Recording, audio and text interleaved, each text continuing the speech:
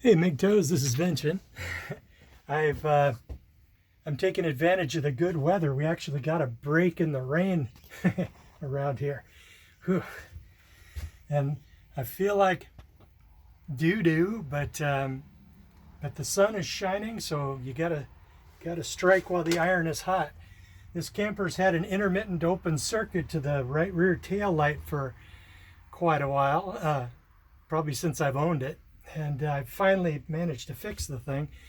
Jumping power from the junction box over there um, to the circuit in question, and then basically I was able to shake wires and then find the problem. And now that's one more thing out of the way. I've got a thing planned, kind of a dry run for living my dream, and that is to be the mobile permaculture mechanic and run around fixing stuff and boondocking various places and seeing how the permaculture people run their operations, and yeah, good times. And even though I feel like crap because it's my own fault, man, was I dumb. but um, but in any case,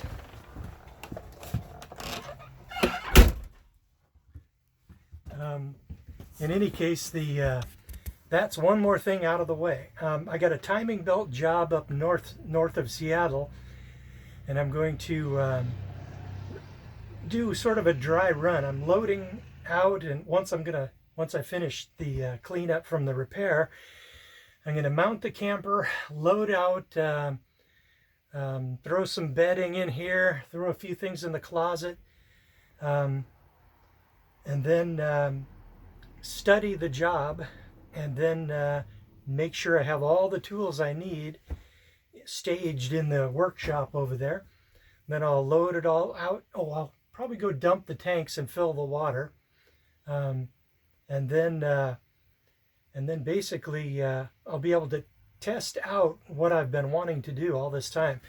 This camper has a really nice side awning over on the passenger side, and you can deploy it, and it makes a perfect covered work area that you can nose a car or a small truck underneath, and then it would protect you pretty much mostly from the rain, and you can like adjust the awning up and down a bit, and basically that would almost act as sort of a small workshop in a way. But as far as my own stupidity, you know, all my life I've been able to like just pound down, some kind of horrendously toxic sugar filled thing, and I didn't bat an eye. I mean, I was like totally unaffected. And but now, after 10 months of being very careful with sugar, I had a cheat day and I splurged, and I felt funny leaving the house. I mean, I felt funny leaving the place, and then I had insomnia all night. I couldn't shut down, and man, today I feel like I've just been squeezed through one of those old-fashioned washing machine wringers, and that's where the expression "through the wringer" comes from. So I feel like crap, and it's my own fault. So lesson learned: I cannot eat what I used to eat pretty much ever again. My resistance to that is gone. My pancreas is probably used to eating sensibly and intelligently for a long period of time, and it just was not ready for that kind of abuse. And that tells me that, man, don't ever do that crap again, because it's not worth it. It's like drinking, you you basically, it's like borrowing from the future, but there's interest involved. It's not worth it, and it's like and you end up with a big hangover, and it's just no fun at all. So I will not do that again. And if I do anything like that, it's going to be way small. Man, I feel a little nauseated even thinking about it. So, just as well, because, sugar feeds cancer. And I have a reputation probably because I only film most people only film the good parts of their lives, and when they do something stupid and cause themselves a problem, they're so embarrassed that they don't share it. But me, nah, I tell it like it is. If I screwed up, yeah, I have no problem telling everybody.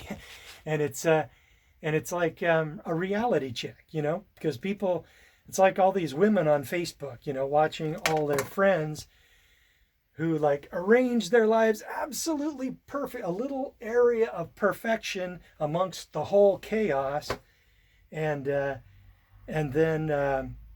they basically and then they basically film that, and then the people watching it think that, oh man, their whole life is like that.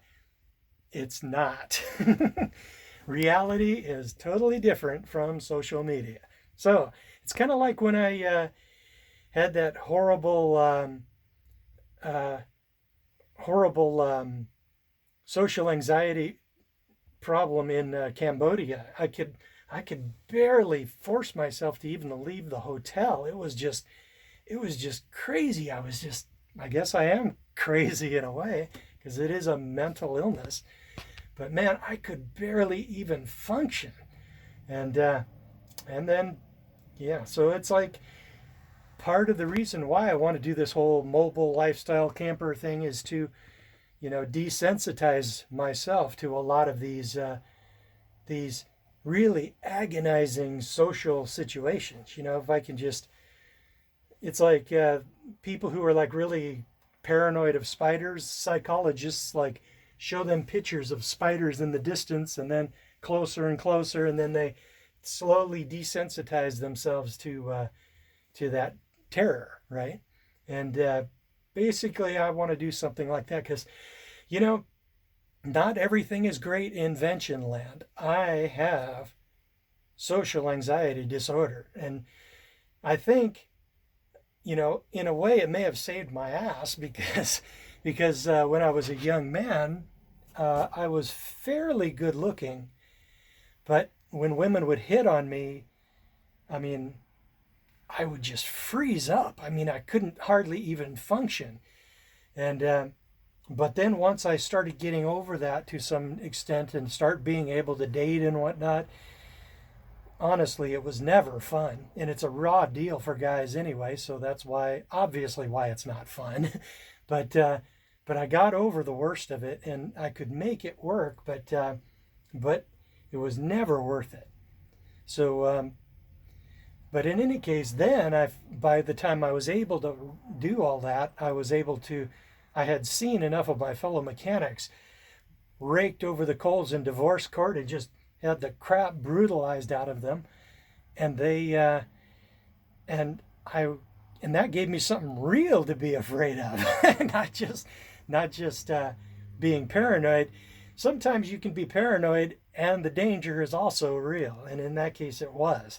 So in any case, I'm going to be loading out. I'm going to dump the tanks. I think I'm going to try to mount the camper on the big silver truck today, and then test the lights. I think it's going to be good, and then tomorrow I'll probably go dump the tanks and fill the water, get it ready, study the job, assemble a tool list, and make sure I have everything I need, including my nice roll around jack, maybe a small piece of plywood to roll the jack on, my jack stands. This quite a list, because I've done timing belt jobs, with only once with dual overhead cam, and like my old Dodge Stratus was like that.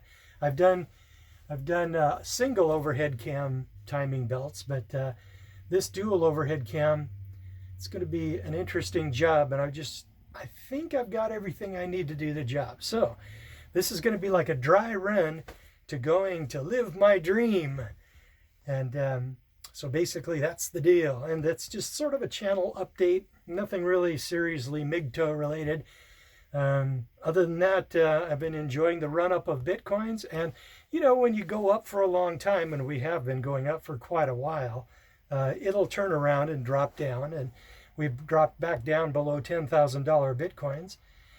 And, you know, I'm still holding on. I'm happy as can be. And I'll just hodl, as they say. And then probably sometime this fall, my plan is to withdraw $38,000 worth of Bitcoins. And that will be my budget for the year.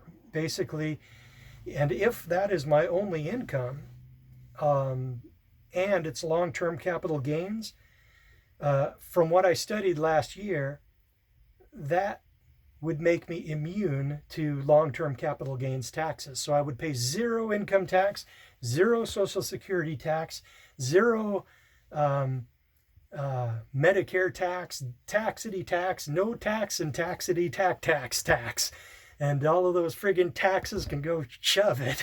And when you get the entire $38,000, that's a nice sum of money, and a frugal guy like me can live very well on that for quite a while. Okay, guys, I'm going to let you go. I got a couple of things to do because the sun is setting, and I'm running out of daylight quick. And so don't get married. Oh, and also, I'd also like to add my other motto is peace, freedom, and prosperity. That's the MGTOW way.